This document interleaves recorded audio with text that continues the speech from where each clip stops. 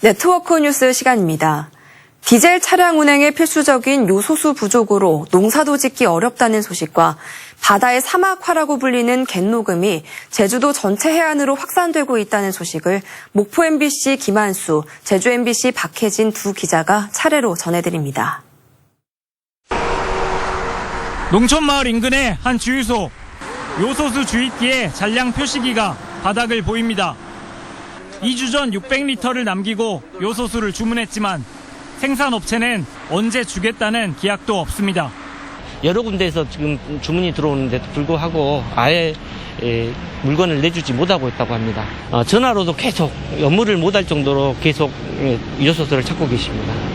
우리나라에서 쓰는 요소수의 97%가 중국에서 들어오는데 중국 당국이 지난달부터 요소수의 원료인 요소의 수출을 제한했기 때문 요소수 구하기가 어려워지자 절임 배추 등 농축산물 화물 유통은 물론 대중교통 업계가 직격탄을 맞았습니다.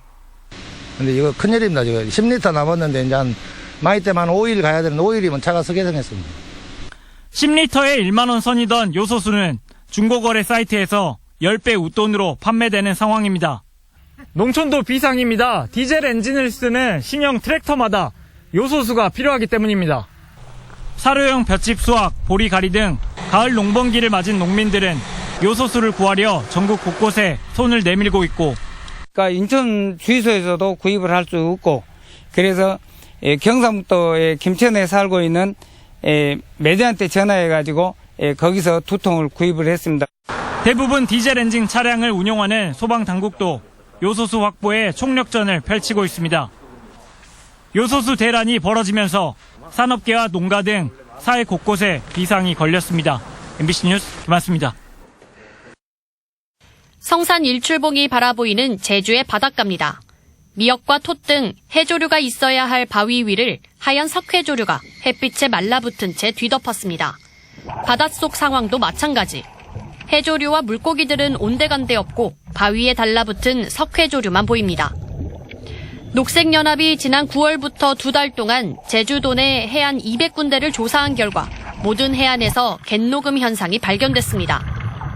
얕은 수심에서만 발견됐던 하얀 갯녹음은 이제 조간대 등 제주 전체 해안가로 확산됐습니다.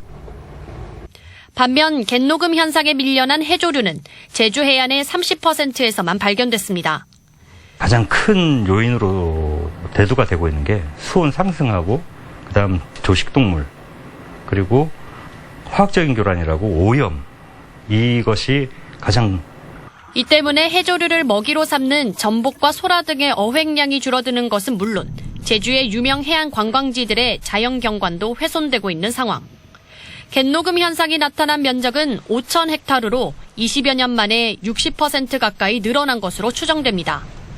하지만 정확한 발생 원인을 규명하기 위한 연구는 진행되지 않고 있습니다. 그럼 제주도와 제주도 의회에서 이 비상 상황인 제주 바다의 이 상황들을 인지를 하고 거기에 걸맞는 조직을 만들고 인력 예산을 투여해서 근본 원인이 뭔지 구체적인 원인 조사가 안 돼 있습니다.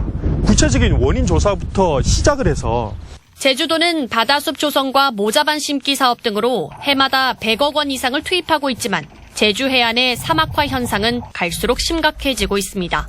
MBC 뉴스 박혜진입니다.